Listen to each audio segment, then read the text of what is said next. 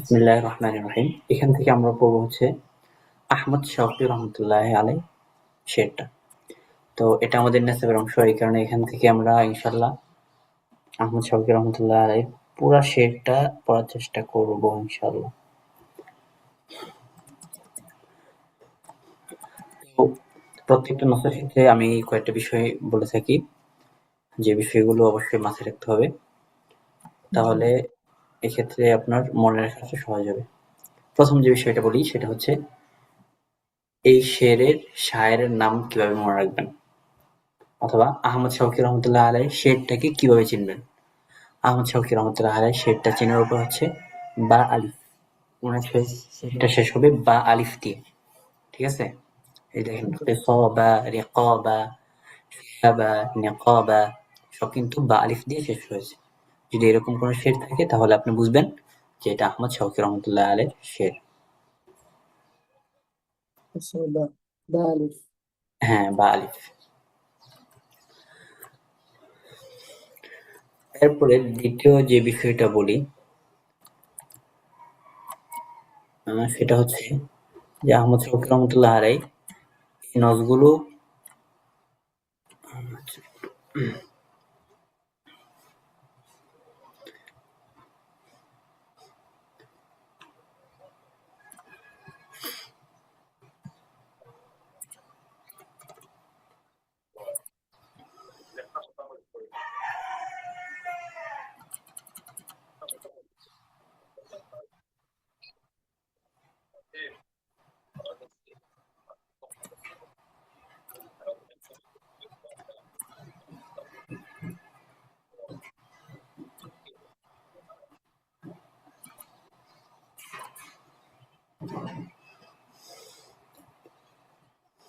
আচ্ছা আচ্ছা প্রথম যে বিষয়টা বললাম সেটা ছিল যে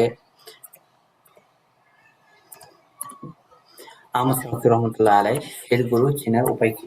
শেরগুলো চেনার উপায় হচ্ছে ওনার শেরগুলো বা আলিফ দিয়ে শেষ হয়েছে, ঠিক আছে?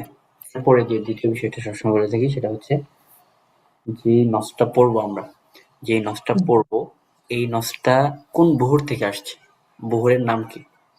এই নসটা আসছে আল ওয়াফের থেকে, আল ওয়াফের। আচ্ছা, এরপরে তৃতীয় যে বিষয়টা বলে থাকি সেটা হচ্ছে যে মুনাসাবাতুন নস কি, এই শেরের মুনাসাবাতুন নস কি। তো এই শেরের মুনাসাবাতুন নস এভাবে উল্লেখ করা নাই, শুধু এখানে বলছে যে এই শেরটাকে আল্লাহ রাসূল সাল্লাল্লাহু আলাইহি সাল্লামের প্রশংসার ক্ষেত্রে সবচেয়ে মানে প্রসিদ্ধতম শের হিসেবে ধরা হয়, ঠিক আছে? অর্থাৎ এই শেরের মধ্যে নজমের ক্ষেত্রে, তারপর সিদকান ফিল আতিফার ক্ষেত্রে অনুভূতিকে ফুটিয়ে তোলা, সাথে সাথে একটা চিত্র সামনে তুলে ধরা, এই বিষয়গুলোর ক্ষেত্রে এটা এই শেরটাকে আল্লাহ রাসূল সাল্লাল্লাহু প্রশংসার ক্ষেত্রে সর্বোত্তম শের হিসেবে গণনা করা হয়। তাহলে মুনাসাবাতুন নস, আহমদ শওকী রহমতুল্লাহ আলাইহি মুনাসাবাতুন নসটা স্পষ্ট করে বলে নাই। তো এই কথাটা আপনি দিবেন হচ্ছে এখান থেকে, ওয়া তুআদ্দু কসাইদাহু ফি মাদহির রাসূল আলাইহিস সালাতু ওয়াস সালাম মিন আবদা'i শি'রিহি কুওয়াতান ফিন নাজম ওয়া সিদকান ফিল আতিফা ওয়া দিক্কাতান ফিত তাসওয়ির। ঠিক আছে? এই কথাটা লিখবেন যদি মুনাসাবাতুন নস চায় আমরা শেরের মধ্যে। তাহলে এখানে ৩ টা বিষয় হলো। প্রথম বিষয় হলো আহমদ শওকী শের চেনার উপায় কি? আহমদ শওকী শের চেনার উপায় হচ্ছে বা আলিফ দিয়ে। আর দ্বিতীয় বিষয় হলো উনার শেরগুলো কোন বহর থেকে আসছে। উনার শেরগুলো হচ্ছে বাহরুল ওয়াফের থেকে আসছে, বাহরুল ওয়াফের। এরপরে ৩ নাম্বার যে বিষয়টা থাকে সেটা হচ্ছে উনার কসিদার মুনাসাবাত কি, মুনাসাবাতুন নস এটা থাকে, ঠিক আছে? তো এখানে মুনাসাবাতুন নসটা স্পষ্ট করে বলে নাই, তবে এই নসটাকে আল্লাহ রাসূল সাল্লাল্লাহু আলাইহি সাল্লামের প্রশংসার ক্ষেত্রে একটা কসিদা হিসেবে গণনা করা হয়, ঠিক আছে? এতটুকু লিখলে হবে। তো আল মাদাইহুন নাবাওয়ী দ্বারা আসলে কি উদ্দেশ্য, এটা কিন্তু এই শব্দটা আগেও গেছে আগ্রজ শেরের ক্ষেত্রে। আল মাদাইহুন নাবাওয়ী নবী সাল্লাল্লাহু আলাইহি সাল্লামের প্রশংসা। নবী সাল্লাল্লাহু আলাইহি সাল্লামের প্রশংসা দ্বারা উদ্দেশ্য হচ্ছে আল কসাইদ, ওই সমস্ত কবিতা আল্লাতী ইয়াতাগান্না ফিহা শায়ের, যেখানে একজন শায়ের বিসাজাইন নবী সাল্লাল্লাহু আলাইহি সাল্লাম ওয়া শামাইলিহি, নবী সাল্লাল্লাহু আলাইহি সাল্লামের অভ্যাস এবং তার চরিত্র সম্পর্কে নিয়ে আসেন ওয়া তা'দাদ সিফাতিল খিলকিয়্যাহ ওয়াল খুলুকিয়্যাহ, এবং তার গঠনগত এবং চারিত্রিক বিষয়গুলো, বিভিন্ন বিষয় যেখানে নিয়ে আসেন সেটাকে বলা হয় আল মাদাইহুন নাবাউইয়্যাহ। এটা একটা বিষয়, ঠিক আছে? 3 জি, নম্বর বিষয়। এরপরে আসেন শায়েরের একটু পরিচয় জানা নেই। উনার নাম হচ্ছে আহমদ শওকী। উনি আধুনিক যুগের একজন প্রসিদ্ধ শায়ের। আধুনিক যুগের একজন প্রসিদ্ধ শায়ের আহমদ শওকী রহমতুল্লাহ আলাইহ। উনার জন্ম হচ্ছে 1868 সালে। 1868 সালে। উনার একটা লকব আছে আমিরুশ শুআরা। এটা আপনি আগে জানতে পারবেন। আমিরুশ শুআরা, উনাকে বলা হয় আমিরুশ শুআরা। উনার মৃত্যু হচ্ছে 1932 সালে। 1932 সালে উনার মৃত্যু। এই মোটামুটি ওনার সংক্ষিপ্ত পরিচয়। সংক্ষিপ্ত পরিচয়। এরপর গেল হচ্ছে মুনাসাবাতুন নাস, বহু কোনটা থেকে আসছে, এবং আহমদ শওকীর কবিতা চিনার উপায়। তো এই আহমদ শওকীর এই কবিতা যেটা আমাদের সামনে আসবে সেটাকে বলা হয় সালো কলবি। আল বানি ইসরাইল থেকে সালো কলবি, তোমরা আমার অন্তরকে জিজ্ঞাসা করো। এই কসিদার একটা নাম সালো কলবি। তো এখান থেকে কসিদাটা শুরু হয়েছে তাজাল্লা মাউলিদুল হাদি ওয়া আহমদ বাশাইরুল বাওয়াদি ওয়াল কসাবা। এটা মূল শের। প্রত্যেকটা শেরের মধ্যে বা লিখতে শেষ হয়েছে। এরপর এখান থেকে আপনার কাজ হলো মুফরাদাত গুলো পড়বেন। আর প্রত্যেকটা ফিকরার এখানে এক পৃষ্ঠা যে শেরটা বললো, এই এক পৃষ্ঠা শেরের মধ্যে আবার কয়েকটা ভাগে ভাগ করেছে। যেমন ধরেন এখানে একটা বিষয় বুঝাই দিই। ১ থেকে ৫, ১ থেকে ৫ পর্যন্ত একটা ভাগ করেছে। তো এটার একটা নাম দিছে। নাম দিছে কি বাশাইরুল মাওলুদ। ঠিক আছে? জি, তো যদি এরকম আনওয়ান নাস চায়, অনেক সময় কি করে এরকম একটা ফিকরা দিয়ে দেয়, এরকম একটা বাইট দিয়ে দেয়, বলে যে এর আনওয়ান নাস কি? তাহলে এই ক্ষেত্রে আপনার এই ফিকরাটা কাজে লাগবে। ঠিক আছে? বাশাইরুল মাওলিদ অর্থাৎ হুজুর সাল্লাল্লাহু আলাইহি সাল্লামের জন্মের সুসংবাদ দেওয়া হয়েছে এই কয়েকটা লাইনে। এরকম আরো ভাগ করেছে। এই ৫ লাইনের পরে ব্যাখ্যা করেছে। এরপর দ্বিতীয় ভাগটা দেখেন। পৃষ্ঠা কিন্তু একটাই, কিন্তু ওখান থেকে ওনারা ভাগ ভাগ করে আলাদা করে অনওয়ান কায়েম করেছে। আবার জাহরাই কদ জাওয়াজতু কদরি বিমাদহিকা বাইদা আন্না লি ইনতিসাবা। এই যে বিমাদহিকা বাইদা আন্না লি ইনতিসাবা, এখান থেকে মাদাহ, ইহতিজাজ, শিকওয়া, হাল, শিকওয়া হাল। ঠিক আছে? এটা হচ্ছে অনওয়ান। এরপর এখান থেকে শব্দার্থ করবেন। তারপরে এটার উপর তালিকা আম নিয়ে আসছে, ব্যাখ্যা করেছে। তালিকা আমের ক্ষেত্রে আপনার কাজ হচ্ছে যদি কোনো মুরাদ থাকে তাহলে ওটা দেখে নাও, আর বিষয়গুলো একটু বুঝে এরপরে নিজের মতো করে লিখতে পারবেন। এরপর ১৩ থেকে ১৭ আরেকটা ভাগ করেছে, যেটা অনুমান হিসেবে আনছে বিল আখলাকি তুবনাল উমাম। ঠিক আছে? পরীক্ষার মধ্যে আরেকবার বলছি, বানাইতা লাহুম মিল আখলাকি রুকনান ফাখানু রুকনা ফানহাদামা ইসতিরাবা। এক লাইন দিবে, ঠিক আছে? তো এক জি, লাইন দেওয়ার পরে বলবো যে অনওয়ানুন নাস কি? এটা মাঝে মাঝে চায় নাসের অনওয়ানটা কি? তো এটা আপনি চাইলে বানায় দিতে পারেন, কিন্তু এটা যদি মনে থাকে তাহলে ভালো।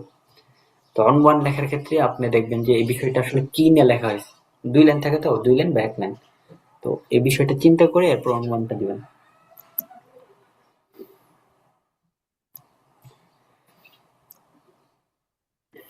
এরপরে আসেন তালিকা আম আল কসিদা। সর্বশেষ যে বিষয়টি আমরা নিয়ে আলোচনা করি সেটা হচ্ছে এই শেরের কি বৈশিষ্ট্য, বা আহমদ শওকী রহমতুল্লাহ আলাইহি যে নসটা নিয়ে আসছেন এই নসের কি বৈশিষ্ট্য। তো এই বৈশিষ্ট্যগুলো অনেকগুলো বৈশিষ্ট্য বলছে, এর মধ্যে মোটামুটি ৩টা আপনাকে সহজ ৩টা বলে দেই। ১ নম্বর যেটা বলবেন সেটা হচ্ছে আল মুহাফাজাতু আলাল মানহাজিল ফান্নি লিবিনাইল কসিদা আল আরাবিয়্যাতিল কদিম শাকলান ওয়া মাদমুনান। অর্থাৎ উনার কসিদার মধ্যে মানহাজি ফান্নি শাস্ত্রীয় পন্থা প্রতি উনি গুরুত্ব দিয়েছেন।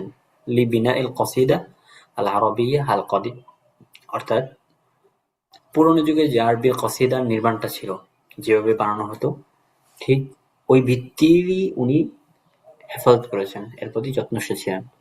এক কথায় বলতে পারেন আল মুহাফাজাতু আলাল মানহাজিল ফান্নিয়িল কদিম। ঠিক আছে? অথবা জি, পুরোটা লিখতে পারেন আল মুহাফাজাতু আলাল ফান্নি মানহাজিল ফান্নি লিবিনাইল কসিদা আল আরাবিয়্যা আল কদিম। যদি এটা বড় হয়ে যায় তো পুরো কথাটা লিখে দিলে সহজ। অর্থাৎ উনি পুরনো যুগের যে কাসিদা যেভাবে নির্মাণ করা হয়তো, প্রাচীন যুগের আর সাহিত্যিকরা বা শায়েররা যেভাবে একটা কাসিদা বানাইতেন, ঠিক ওই ভিত্তির উপরেই উনি কাসিদাকে নিয়ে আসছেন। ঠিক আছে। জি এরপরে 2 নম্বর যে বিষয়টা দিবেন সেটা হচ্ছে এই যে একটা আলোর মতো শব্দ দিবেন, লাজা শাওকি ইলাল আলফাজ আল-আরবিয়্যা আল-ওয়াদিহা ওয়াত তারাকিব যাতি দালালাতিল করিব। এই যে এই বিষয়টা আমি আগে বলছিলাম যে এটা আলোর মতো সব বৈশিষ্ট্যের মধ্যে দিতে পারবেন, খসাইসের মধ্যে। ঠিক আছে। প্রত্যেকটা নসের যদি খসাইস চায় তাহলে এই জি শব্দটা দিবেন, সুহুলাতুল আলফাজ অথবা আল আলফাজ আল-আরবিয়্যা আল-ওয়াদিহা। ঠিক আছে। ওয়া জি আদামুত তা'কিদ, এই যে দুইটা বিষয়, এটা সবগুলোর মধ্যে দিতে পারবেন। 2 নাম্বার। 3 নাম্বার যে বিষয়টা আল আতিফাতুস সাদিকা, এটা কিন্তু আগেও গেছিল। আল আতিফাতুস সাদিকা অর্থাৎ তার যে মূল হাকিকি অনুভূতি, এটা উনি তার শেরের মধ্যে ফুটিয়ে তুলছেন।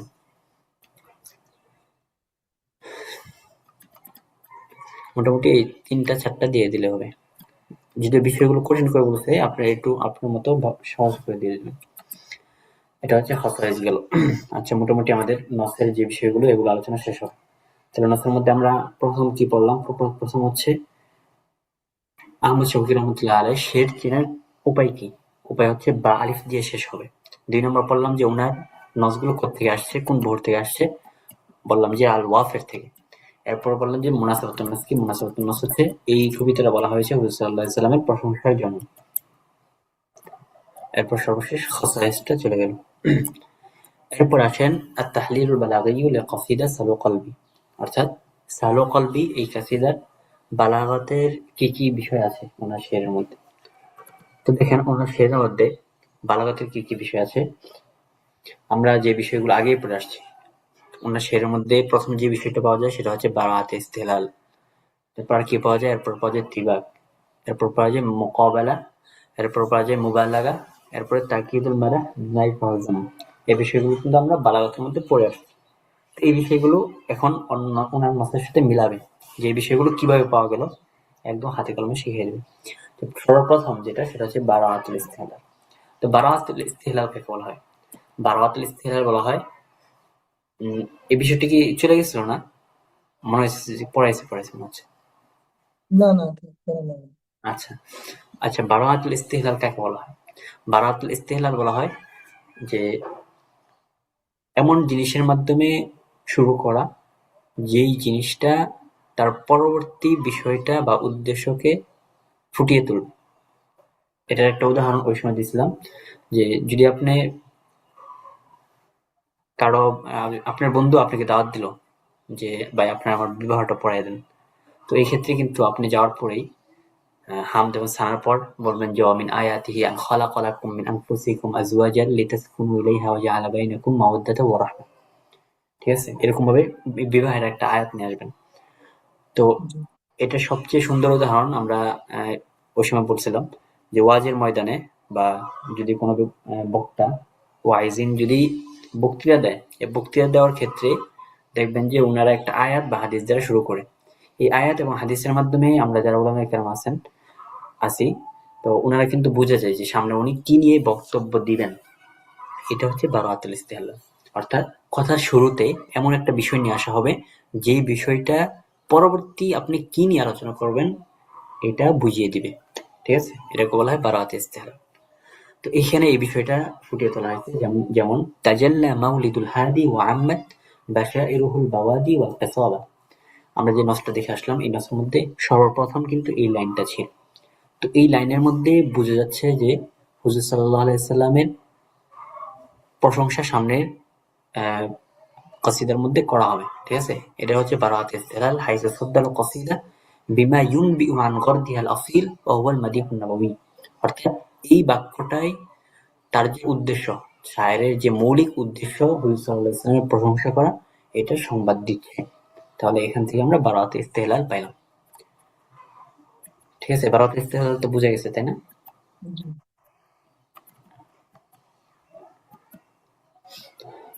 এরপরে আসেন এখানে তিবাক পাওয়া গেছে। ওনার শেরের মধ্যে বা নুসুসের মধ্যে তিবাক পাওয়া গেছে। তো তিবাকের আমরা ওখানে 3টা সূরত পড়ছিলাম। তিবাকুল ইজাব, এরপর পড়ছিলাম তিবাকুল সাল, এরপর বলছিলাম তিবাক আর তিবাক মিন হাইসু যুহুর ওয়াল খাফা। তো তিবাকের যে তিনটা প্রকার, এর মধ্যে তিবাকুল ইজাব এবং তিবাকুল মানবী ওনার শেরের মধ্যে পাওয়া গেছে। তো তিবাকুল ইজাব কাকে বলা হয়? তিবাকুল ইজাবটা ওই সময় পরিচয়টা দিয়েছিলাম, এখনো দিয়ে দেই। আল জামউ বাইনা মুতাদাদ্দাইন, অর্থাৎ দুইটা তাজওয়াদের মধ্যে বিপরীত শব্দের মধ্যে একত্র করা। যেমন উদাহরণ দিয়েছিল আল্লাযীনা ইউনফিকুনা আমওয়ালাহুম বিল-লাইলি ওয়ান-নাহার। এই যে লাইল এবং নাহার, এই দুটো কিন্তু দুইটা বিপরীত শব্দ, দুইটা বিপরীত শব্দের মধ্যে একত্র করা হয়েছে। সুতরাং এখানে তিবাকুল ইজাব পাওয়া গেছে। ইজাব মানে হচ্ছে যেখানে মুসবাত থাকবে, নাফি থাকবে না। ঠিক আছে? তো এই তিবাকুল ইজাবের আরো বিভিন্ন সূরত আছে। তিবাক বাইনা ইসমাইন, দুই ইসিমের মাঝে তিবাক হইতে পারে, দুই ফেলের মাঝে তিবাক হইতে পারে। এরপরে ইসিম এবং ফেল ভিন্ন ভিন্ন দুই সূরতে হইতে পারে। এটা ৩ নম্বর প্রকার। এরপরে তিবাক বাইনাল হারফাইন, দুই হরফের মাঝে তিবাকটা হইতে পারে। এগুলো সব আগের পড়া, তারপরে স্মরণ করে দিচ্ছি। তো তিবাকুল ইজাবটা এখানে কিভাবে পাওয়া গেছে? শাফি রহমতুল্লাহ আলাইহির কবিতার মধ্যে তিবাকুল ইজাবটা পাওয়া গেছে। প্রথম যে ইজাবটা, তাজাল্লা মাউলিদুল হাদি ওয়া আম্মাদ বাশাইরুল বাওয়াদি ওয়াল কিসাবা। এই যে বাওয়াদি, বাওয়াদি মানে হচ্ছে যেখানে রাখালরা বসবাস করে এমন স্থান, গ্রাম্য লোকটা যেখানে বসবাস করে। ঠিক আছে? আর কিসাবা মানে হচ্ছে শহরের লোক, শহর। ঠিক আছে? অর্থাৎ বাওয়াদি বলতে পারেন গ্রাম, কিসাবা মানে হচ্ছে শহর। তাহলে গ্রাম এবং শহর এই দুইটা শব্দের মধ্যে তিবাক পাওয়া গেছে, কারণ দুইটা শব্দ মুজাদ, তাজত, একটা একটা বিপরীত। এই কারণে এখানে তিবাকুল ইজাব পাওয়া গেছে। তিবাকুল ইজাব মানে হলো যেখানে নফি নেই। এরপর দেখেন সাআলতুল্লাহ ফি আবনা দীনি ফাইন লাম তাকুনিল ওয়াসিলাতা লি আজাবা। এই যে সাআলা প্রশ্ন করা আর আজাবা, এখানে তিবাক পাওয়া গেছে। তিবাক বাইনা ফেলাইন। ঠিক আছে? এটাও ফেল, এটাও ফেল। আগেরটা হচ্ছে দুইটা ইসিম, বাওয়াদি কিসাবা। তো এখানে তিবাকুল ইজাব সাথে তিবাক বাইনা ফিয়ালাইন, তিবাকুল ইজাবের প্রকার তিবাক বাইনা ফিয়ালাইন পাওয়া গেছে। আচ্ছা, এরপরে আসেন উনার শেরের মধ্যে তিবাকুল মানাবী পাওয়া গেছে। উনার শেরের মধ্যে তিবাকুল মানাবী পাওয়া গেছে। কিভাবে? ওয়ালাউ হাফিজু সাবিলাকা কানা নূরান ওয়া কানা মিনান নুহাসি লাহুম হিজাবা। যদি তারা তোমার পথ হেফাজত করে তাহলে সেটা তোমার জন্য নূর হবে। এখানে নূর এবং হিজাবের মাঝে তিবাকে মানাবী পাওয়া গেছে। আমরা এই বিষয়টা আগেও গেছিল একটু করে, যে তিবাকে মানাবী হচ্ছে একটা জিনিস নিবেন, যেমন রাত নিলেন, রাত এবং দিন। তো আপনি উল্লেখ করলেন রাত, রাত উল্লেখ করলে সরাসরি দিনের নাম উল্লেখ না করে দিনের সাথে সম্পৃক্ত কোনো একটা বিষয় উল্লেখ করবেন। এটা আমরা ওই যে দুঃখ এবং সুখের মাঝে তিবাকে মানাবী পাওয়া গেছে এর প্রথম খন্ড পড়ে আসছিলাম, মনে আসছে কিনা আপনার? আচ্ছা, এখানে ঠিক হুবহু এরকম হয়েছে যে নূরের বিপরীতে জুলমাত আসে, অন্ধকার আসে। কিন্তু এখানে নূরের বিপরীতে জুলমাত আসা সত্ত্বেও জুলমাতের সাথে সম্পৃক্ত, জুলমাতের সাথে সম্পৃক্ত হিজাব, আবরণ, ঢাকনা, এটাকে নিয়ে আসা হয়েছে। যার কারণে এখানে তিবাকটা পাওয়া গেছে। ঠিক আছে? তাহলে এখানে যদি চাই যে তিবাকে মানবিক পাওয়া গেছে কোথায়, তাহলে বলবেন যে নূর এবং হিজাবের মাঝে তিবাকে মানবিক পাওয়া গেছে। কারণ এখানে নূর এবং নূরের বিপরীতে ওমায়ে কান্নাক বিমুকাবিলি, নূরের বিপরীতে যে জুলমাত আসে, জুলমাতের সাথে সম্পৃক্ত আরেকটা বিষয় নিয়ে আসা হয়েছে, সেটা হচ্ছে হিজাব। অর্থাৎ আপনি আবরণ দেওয়ার পরেই কিন্তু অন্ধকারটা আসে, তাহলে এই আবরণটা জুলমাতের সাথে সম্পৃক্ত, তাআল্লুক রাখে। ঠিক আছে? এখানে তাহলে তিবাক বাইনা ইসমাইন, তিবাকুল ইজাব, তিবাক বাইনা ইসমাইন। ঠিক আছে?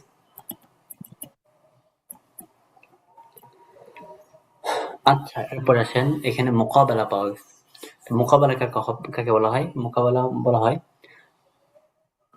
জামউল মা'নাইন বিমা'নাইনি, অর্থাৎ দুইটা অর্থের মোকাবেলায় নিয়ে আসা হবে। ঠিক আছে? এটা আমরা আগে পড়ে আসছিলাম। তো এখানে দেখেন মুকাবালাতু মা'নাইনি বিমা'নাইনি, যে প্রথম সূরা, এই সূরাটা নিয়ে আসা হয়েছে। যেমন বানিতা লাহুম মিনাল আখলাকি রুকনান ফাখানুর রুকনা ফানহাদামা ইসতিরাবা। এখানে বানাইতার মোকাবেলায় আসছে ইনহাদামা, অর্থাৎ বানাইতা মানে নির্মাণ করা, ইনহাদামা মানে ধ্বংস। এরপরে রুকনান, রুকনান মানে স্থির আছে, ইসতিরাবা মানে নড়বড় করতেছে। তাহলে এখানে দুইটা অর্থের মোকাবেলায় দুইটা, বানাইতার মোকাবেলায় ইনহাদামা, রুকনার মোকাবেলায় ইসতিরাবা। ঠিক আছে? তাহলে এখানে মোকাবেলা পাওয়া গেছে, মোকাবেলার প্রথম সূরা মুকাবালাতু মা'নায়াইনি বিমা'নায়াইনি, অর্থাৎ দুইটা অর্থের মোকাবেলায় দুইটা অর্থ পাওয়া গেছে। এরপর আসবে মুবালাগা। মুবালাগাতে আমাদের নাসবের অংশ না, এটা মুবারাকাত বাদ দিচ্ছি। এরপর আসবে তাকিদুল মাদাহ বিমা ইয়াশবাহু যাম। এটা আমরা অনেক সুন্দর করে পড়েছিলাম ওই সময়। তাকিদুল মাদাহ বিমা ইয়াশবাহু যাম মানে হচ্ছে যেখানে মাদাহকে তাকিদ করা হবে কিন্তু মনে হবে এটা জাম, এর মধ্যে নিন্দা আছে। ঠিক আছে, তো এই ক্ষেত্রে দেখেন আবাজ জাহরাই قد جاوزت قدري بمدحك بيد أن لي انتصابا। ঠিক আছে, জি এখানে তাকিদুল মাদাহ বিমা ইয়াশবাহু জাম করা হয়েছে কিভাবে, কদ জাওয়াজতু কদরি বিমাদহিকা, আমি আপনার প্রশংসা করার মাধ্যমে অতিক্রম করে ফেলেছি। ঠিক আছে, এটা এই যে শব্দটা, এই শব্দের মাধ্যমে কিন্তু একবার প্রশংসা করা হয়েছে। এরপর একটা আদাতে ইস্তিসনা নেওয়া হয়েছে বাইদা। এরপর আবারই আরেকটা প্রশংসা বাক্য নেওয়া হয়েছে, সেটা হচ্ছে আন্না লি ইনতিসাবা, অর্থাৎ আল্লাহ রাসূলুল্লাহ সাল্লাল্লাহু আলাইহি ওয়াসাল্লামের যে মর্যাদা, এই মর্যাদা তার দিকে নিসবত হয়, এর মাধ্যমে আবার তার প্রশংসা করা হয়েছে।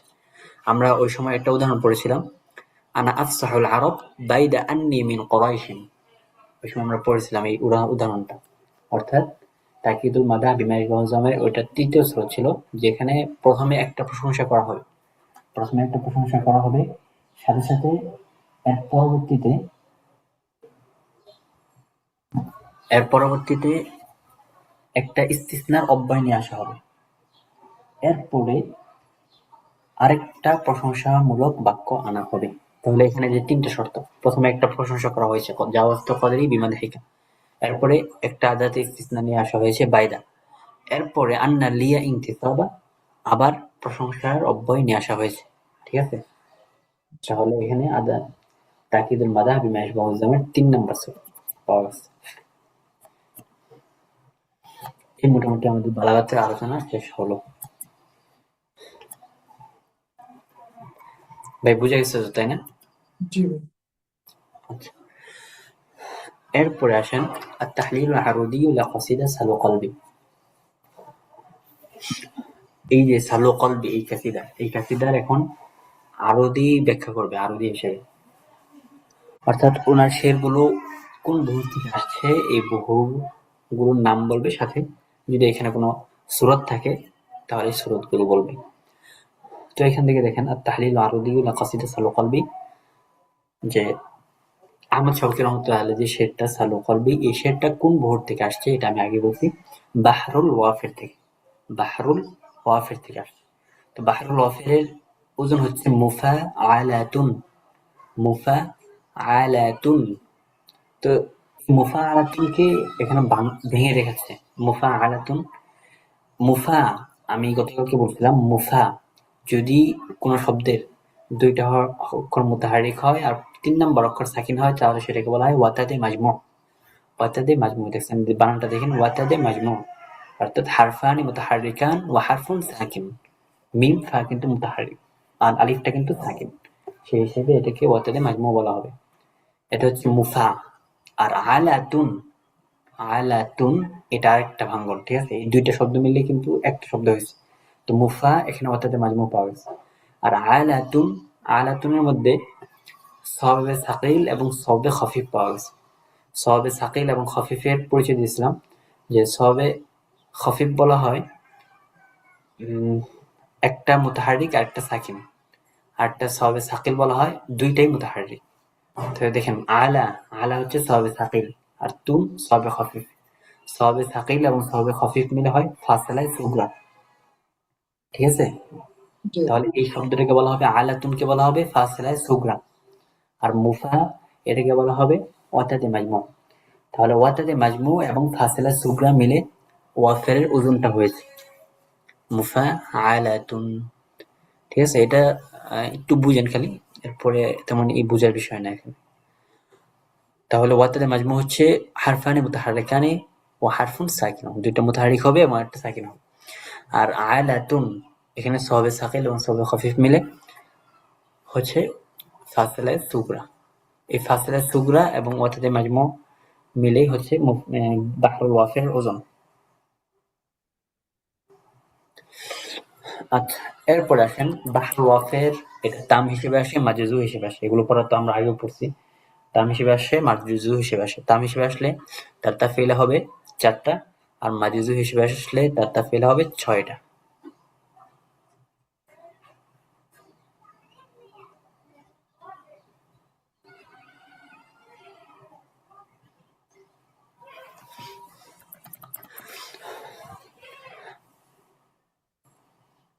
আচ্ছা, তাহলে এতটুকু আমরা বুঝলাম।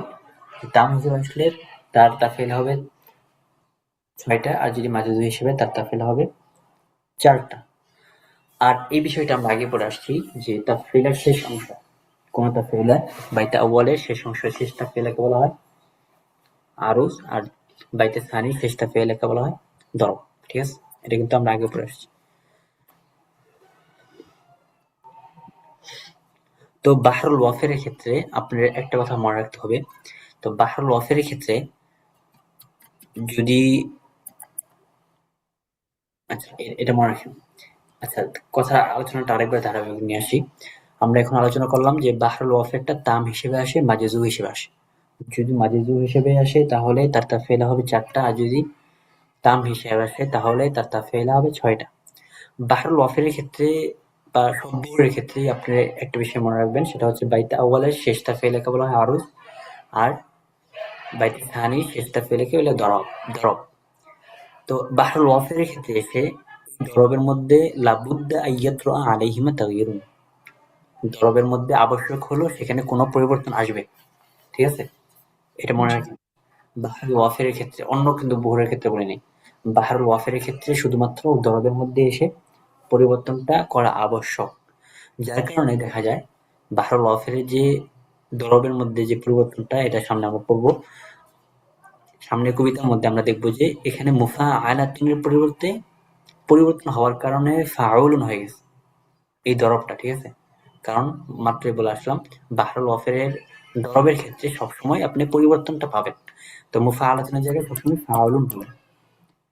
তো এই ফাউলুনটা কিভাবে হলো, এই ফাউলুনটা কিভাবে হলো এটা বোঝার ক্ষেত্রে একটু বুঝতে হবে, একটু মনোযোগ দিতে হবে। আগে যে বিষয়গুলো এগুলো তো বুঝে আসছে, তাই না?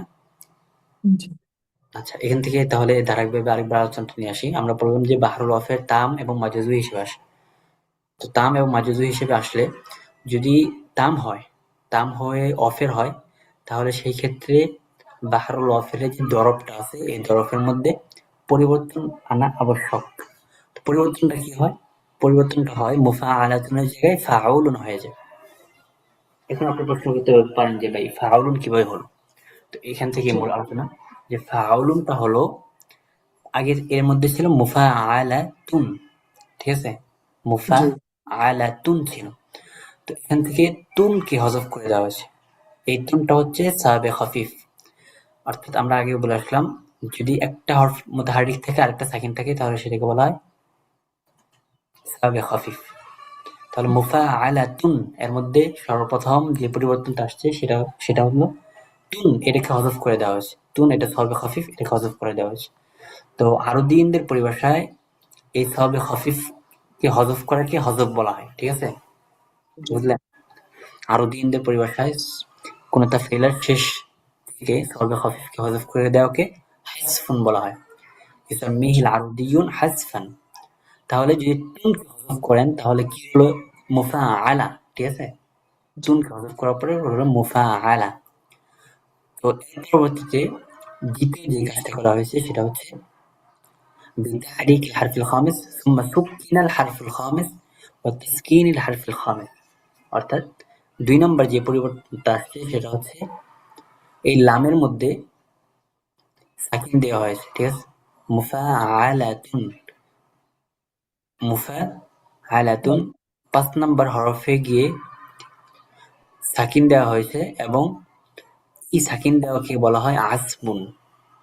এখানে একটা কাজ করা হয়েছে, মুফাআলাতুন তুনটাকে হযফ করে দেওয়ার পর তাসকিনুল হারফিল খামিস, অর্থাৎ 5 নম্বর হরফ, মিম ফা আলিফ 3, আইন হচ্ছে 4 আর লাম হচ্ছে 5 নম্বর হরফ। তাসকিনুল হারফিল খামিস অর্থাৎ পঞ্চম হরফকে সাকিন দেওয়ার মাধ্যমে সাকিন দেওয়া হয়েছে। তো এই পঞ্চম হরফকে সাকিন দেওয়া এটাকে আরবিদের পরিভাষায় বলা হয় আসবুন। কি বলা হয়? আসবুন। উচ্চারণটা আস, দেখেন, আসবুন। হ্যাঁ, এখন আস দেওয়ার পরে অর্থাৎ তাসকিনুল হারফিল খামিস পঞ্চম হরফকে সাকিন দেওয়ার পর আমাদের বাক্যটা হচ্ছিল মুফা আল, ঠিক আছে, মুফা জি আল এরকম ছিল। মুফা আল এর মধ্যে মুফা এটা হচ্ছে ওয়াতাদে মাজমু, আর আল এটা হচ্ছে সাবে খফিফ। মুফা কেন ওয়াতাদে মাজমু? কারণ দুইটা হরফে মুতাহারিক পাইছি, আরেকটা হরফে সাকিন পাইছি, এই কারণে এটা হচ্ছে ওয়াতাদে মাজমু। আর আল আল সাবে খফিফ, কারণ হচ্ছে আইন, প্রথম আইনের মধ্যে একটা হরফে মুতাহারিক আর একটা সাকিন, এটা হচ্ছে সাবে খফিফ। যদি কোনো শব্দে ওয়াতাদে মাজমু এবং সাবে খফিফ হয়, তাহলে আরবিরা সেটাকে ফাউলুন এই জন্য নিয়ে আসে, ঠিক আছে, কারণ এটা জি ওয়াতাদে মাজমু এবং সাবে খফিফের মাধ্যমে গঠিত। তাহলে এখানে কি হলো? মুফাআল এর পরিবর্তে ফাউলুন, ওজন কিন্তু ঠিক আছে, ফাউলুন, ঠিক আছে। জি আচ্ছা, তাহলে আমরা এখান থেকে কি কি বললাম আবার আসেন। বাহরুল ওয়াফের এটা দুই ভাগে আসে, তাম হিসেবে আসে, মাজুজ হিসেবে আসে। তাম হিসেবে আসলে তার তাফেলা হবে ৬টা, আর মাজুজ হিসেবে আসলে তার তাফেলা হবে ৪টা। এরপরে বললাম যে যদি তাম হিসেবে আসে, বাহরুল ওয়াফের আরুজের মধ্যে কোনো পরিবর্তন আসবে না, কিন্তু দরবের মধ্যে একটা পরিবর্তন আসা আবশ্যক, ঠিক আছে। জি আচ্ছা, দরবের মধ্যে না, আরুজ এবং দরব উভয়টা, আরুজ এবং দরব, দেখেন লাবুদ্দা আইয়াত রাআ আলাইহিমা তাগয়িরুন, আরুজ এবং দরব উভয়টার মধ্যে একটা পরিবর্তন আনা আবশ্যক, ঠিক আছে। লাবুদ্দা আইয়াত রাআ আলাইহিমা তাগয়িরুন, অর্থাৎ বাহরুল ওয়াফের আরুজ এবং দরব উভয়টার মধ্যে পরিবর্তন আনা আবশ্যক। কি পরিবর্তনটা হবে? পরিবর্তনটা হলো মুফাআলাতুন এর জায়গায় ফাউলুন হয়ে যাবে। এরপর বললাম ফাউলুন এটা কিভাবে হলো। ফাউলুনের মধ্যে দুইটা পরিবর্তন আসছে। প্রথম পরিবর্তন হচ্ছে, এটা ছিল ফাউলুনটা ছিল মুফাআলাতুন, মুফাআলাতুন থেকে তুন, এই তুনটা হচ্ছে সবে খফিফ, এই তুন খফিফ করে দেওয়া হয়েছে, আর এটা আরো দিনদের পরিবর্তে বলা হয় হজফ। এরপর ২ নম্বর যে পরিবর্তনটা আসছে সেটা হচ্ছে তাসকিনুল হারফিল খামিস, অর্থাৎ পঞ্চম হরফকে সাকিন দেওয়া হয়েছে, যেটাকে আরবিয়ানদের পরিভাষায় আসব বলা হয়। তাহলে এখানে দুইটা পরিবর্তন পেলাম একটা শব্দের মধ্যে, একটা হচ্ছে হজফ, আর দ্বিতীয় হচ্ছে আসব। হজফ বলা হয় হাসফুস সাবিল খফিফ, সাবে খফিফ হজফ করা, আর আসব বলা হয় তাসকিনুল হারফিল খামিস, অর্থাৎ পঞ্চম হরফকে সাকিন দেওয়া। এই দুইটা পরিবর্তন এখানে পাওয়া গেছে। তাহলে এই দুইটা পরিবর্তন পাওয়া যাওয়ার পর মুফাআল এটা বাকি আছে। তো মুফাআল এটা দুইটা, এখানে দুইটা বিষয় পাওয়া গেছে মুফাআলের ভিতরে, একটা হচ্ছে সওয়াবে খাফিফ আর একটা হচ্ছে ওয়াতাদে মাজমুম। যদি সওয়াবে খাফিফ এবং ওয়াতাদে মাজমুম গঠিত হয়, তাহলে সেক্ষেত্রে মুফাআলকে ফাউলুন এই ওজনে পড়া হয়।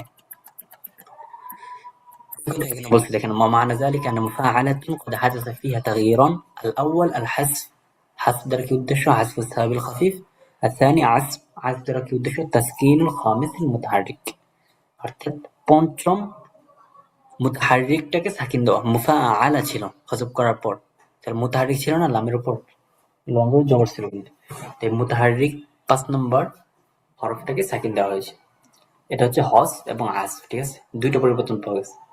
এখন আসেন এই যেই হরফের মধ্যে হজ সাথে আসফ এই দুইটা বিষয় পাওয়া যাবে, দুইটা পরিবর্তন পাওয়া যাবে, সেটাকে আরো দিন দেয় ওনারা বলেন যে কতফুন, ঠিক আছে, কতফুন, অর্থাৎ যেই হরফের মধ্যে যেই তাফিলের মধ্যে হজফ এবং আসফ এই দুইটা পরিবর্তন পাওয়া যাবে, সেটার একটা নাম হচ্ছে কতফুন, বুঝলেন। জি সেই হিসেবে এই তাফিলাগুলোর নাম হবে মুফাআলাতুনের জায়গায় যখন ফাউলুন হবে, তখন বলা হবে আত-তাফঈলাতুল আখিরা মিন আশ-শাকলিল আউয়াল মাকতুফা। যখন বলে মাকতুফা, তখন আপনার যিহনের মধ্যে থাকতে হবে এখানে দুইটা পরিবর্তন আসছে, একটা হচ্ছে হজফ আর একটা হচ্ছে আস। ওয়াত-তাফঈলাতুল আখিরা মিন আশ-শাকলিস সানি মাকতুফা আইদান, অর্থাৎ প্রথম বাইতে আরজটা যেমনিভাবে মাকতুফা, অর্থাৎ এখানে দুইটা পরিবর্তন পাওয়া গেছে, ঠিক তদ্রুপভাবে দ্বিতীয় সাথে সানির শেষ তাফিলের মধ্যে দুইটা পরিবর্তন পাওয়া গেছে, এই কারণে এটাকে মাকতুফা বলা হয়। তো আমাদের যে শায়েরের শের আহমদ শওকী রহমাতুল্লাহ আলাইহ, ওনার শেরটা কোন প্রকারের মধ্যে পড়ছে? ওনার শেরটা হচ্ছে